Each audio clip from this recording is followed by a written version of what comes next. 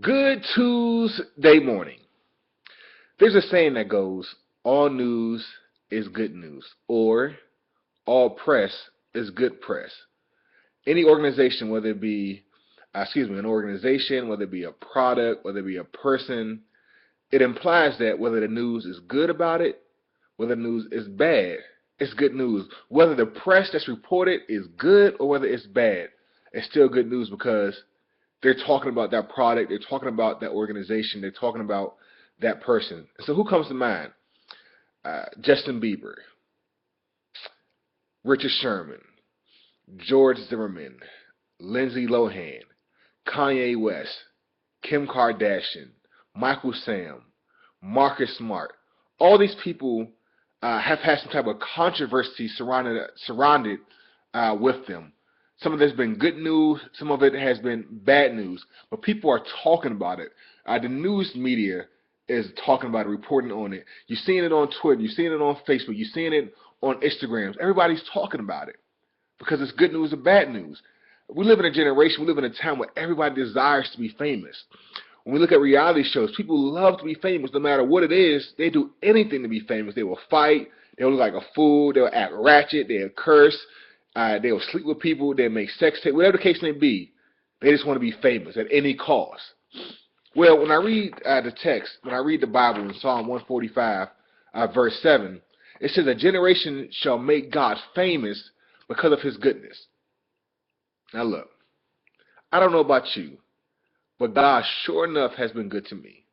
The fact that I'm talking to you this morning is a proof that God's been good to me. The fact that I have clothes on is proof that God's been good to me. The fact that I'm in this house is proof that God's been good to me. The fact that I'm about to get in my car and drive to work is proof that God's been good to me. Even if you don't like your job, some of us have jobs that pay us benefits, that give us vacation, that allow us to take time off, that we don't have to work weekends. Some of us have those jobs that even if we don't like it, we have a lot of good benefits associated with that job. We get paid to do some of the things that people will love and die to do. And so there's plenty of things, there's plenty of stuff to thank God for. I don't know what you're going through right now.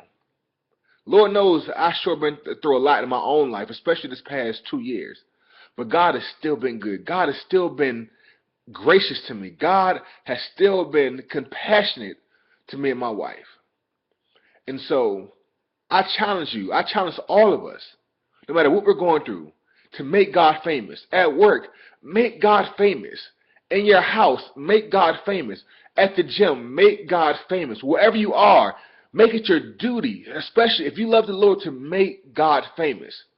The Bible says that we are to be living sacrifices, to be transformed by the renewing of our mind.